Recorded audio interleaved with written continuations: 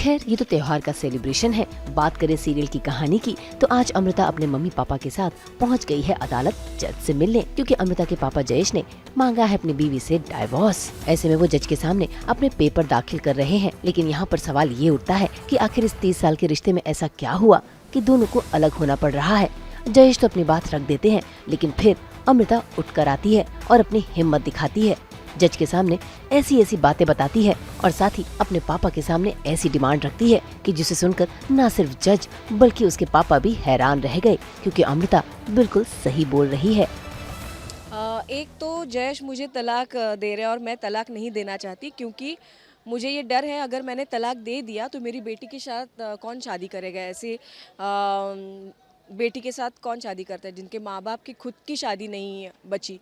तो वो मैं पुश करने की कोशिश करती हूँ, लेकिन जयेश बोलते कि नहीं मुझे तो चाहिए, और वो मुझे नोटिस भेजते हैं और मुझे जाना पड़ता है, और फिर मैं वहाँ जाके वो सब सुना देते हैं कि मुझे क्यों चाहिए।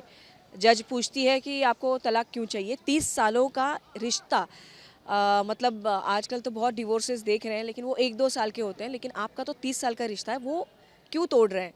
तो वो फिर जज बात करने लगते हैं कि मैं कैसे उनके लिए मैच नहीं हूँ, ये वो बहुत उल्टी सीधी बात सुनाते हैं जिससे मैं हर्ट होती हूँ।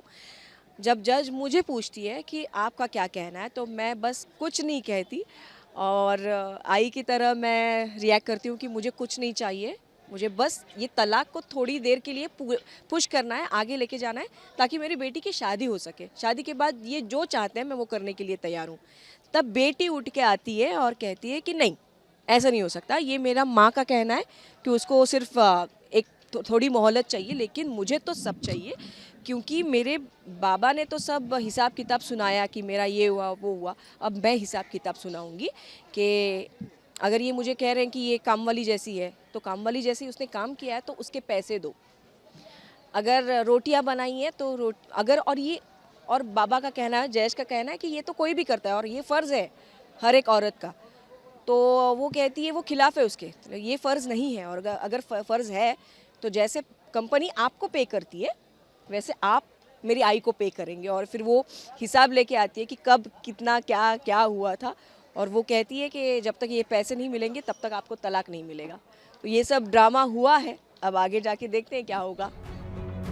भाई वैसे तो अमृता हमेशा अपने पापा का साइड लेती है, लेकिन इस बार उसने अपनी माँ की पैरवी की है और अपनी माँ का साथ देते हुए अपने पापा को चुनौती दी है। केवल जयेश ही नहीं बल्कि अब तो मोहल्ले वाले भी अमृता की मम्मी को खरी खोटी सुनाने लगे हैं। चाहे कितनी भी वो टीम बाबा के साथ हो, लेकिन जो सच्चाई है, जो फैक्ट है, और उसे पता है कि किसे सपोर्ट की ज़्यादा ज़रूरत है।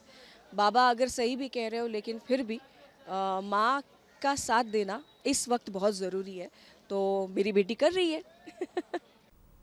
अगर आपको ये वीडियो पसंद आया है तो आप इसे लाइक करें, कमेंट देके अपनी राय ज़रूर दें और ऐसे ही एक्सक्लूसिव कंटेंट के लिए हमारे चैनल को सब्सक्राइब ज़रूर करें। अगर आप ये वीडियो फेसबुक पर देख रहे हैं तो हमारे फेसबुक पेज को फॉलो ज़रूर करें। नाम तो आप सब जानते ही हैं ना, सास बहू और बेटियां, जहां लेकर आते हैं हम आपके लिए 24/7 एंटरटेनमेंट।